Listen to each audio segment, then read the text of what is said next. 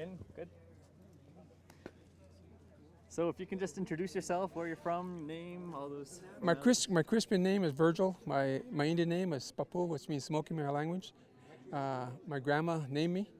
I always ask my mother, I says, well, how come it's Smoker? My nickname's always been Smoker. She says, well, when your grandma got mad at you, she put the R on the end of it. So she must have been mad at me quite a bit. So it's always Smoker's always been my nickname. So it had nothing to do with smoking or anything else, because I've never smoked in my life. But I have family all the way up this valley. The Marchands are, from the States all the way up to into Vernon. So, and Westbank has always made me feel like I'm a part of this community. I played ball up here for over 30 years, Got to know a lot of good people, so. That's good. And how long have you been doing art? I've been doing paintings. I was actually a 2D artist since probably, I went to high school at the Institute of American Arts in Santa Fe. I graduated there in high school. I didn't go to college, but I carried it on. I have 9 limited edition bronzes out. I have 11 limited edition paintings out. So that I was really, my 2D work was actually my specialty. I started doing steel work in 2000, and this now is my creativity. It's just overwhelming. I don't even hardly paint anymore. This is more, it's just incredible how you can take a flat piece of steel and make something out of it. I'm just overwhelmed by it. Mm-hmm. And so this is your third piece that you've done for WFN? Well, actually, I did some more, but he only mentioned 3. Okay. I did one over at the entrance to the elders. I did the Kelowna, the chief on the bear on the horse. I did the elk, and then I did this piece. So, okay, so 4 altogether. Yeah. And how long did this? This piece took 3 months. 3 months. Yeah, like you said, we started this in 2012. In November of 2013, we started working on the design. April of 2014, we kind of came up with a concept, and then Brian started taking it to the council and started lobbying for it. And then July of this year, we finalized the contract. And what I did in the beginning, every piece I did, I photoed it from start to finish. Every piece was done that so they could look at it, they could critique it. It could be done exactly the way they want it, because they're very critical. I still remember the November 26, 2013, Brian's email to me was, can you make it look more Canada? And I said, I can do whatever you want. And from there, the elders took over, and they designed it. They created it. All I did is follow their creation. So that's good. And then this piece is really bringing people together. Yeah. It's really brought people from all over the nation Yep. together. Can you talk about that and the importance of what art does for the community?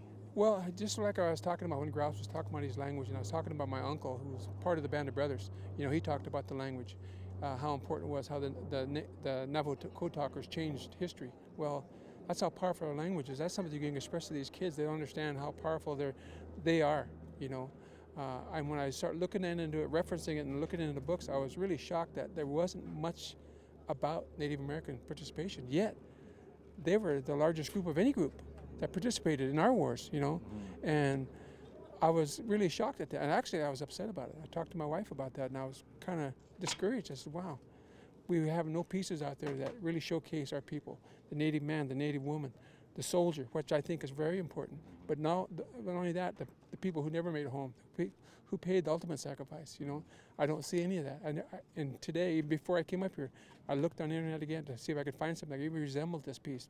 I haven't found anything. Mm-hmm. And I just felt it was important to do, Mm-hmm. Yeah. Anything else that you can think of? Or? Just talk more about the piece itself. Okay.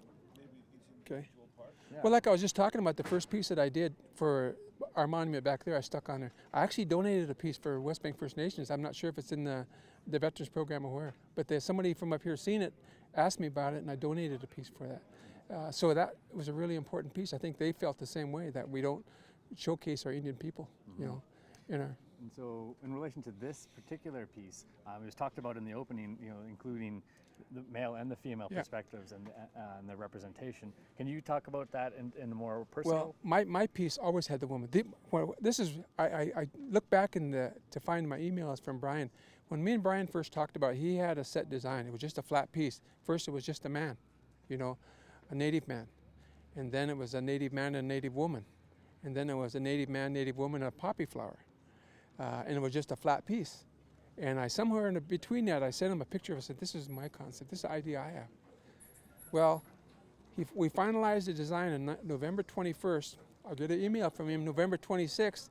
Says they like your other design. So I said, we just worked 2 months on this one. How long is it going to take us to finish this next one? And it did. It took 6 months to come up with a final design, and probably, like I said, a year to get this started and done, so. So in reality, you say it takes a few months to complete this. In reality, it takes. Oh, it did. Well, Envisioning the it was project. what Brian had to do is get everybody on board and get everybody become a part of it. And he did use he told me, he says, Smoker, what's going on? I said, we haven't got the contract done and stuff. He said, don't worry about it. I'll take care of that. Telling his attorneys, you don't want me to go to council. You don't want me to go back to elders. And it was really, it was crazy how he manipulated everybody, but he did. He's a politician, and he did a good job.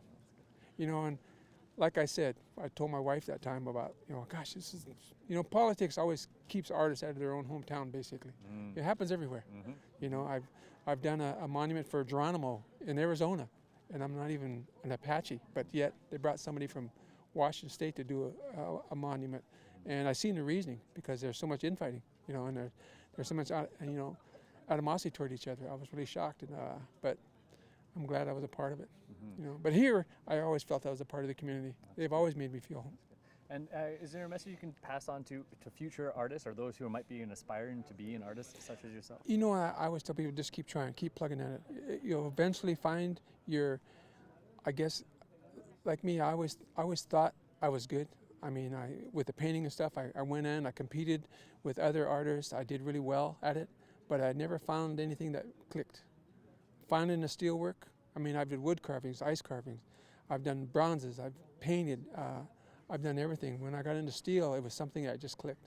And to me, it works for me, and that's what happens. You're going to find a niche, find that little niche that's that nobody else can master. I've been able to do that. So perseverance. Yeah, it is. I've been doing it for, I'm thinking 40 years, so finally becoming where I'm satisfied with it. So you're 45 years old then?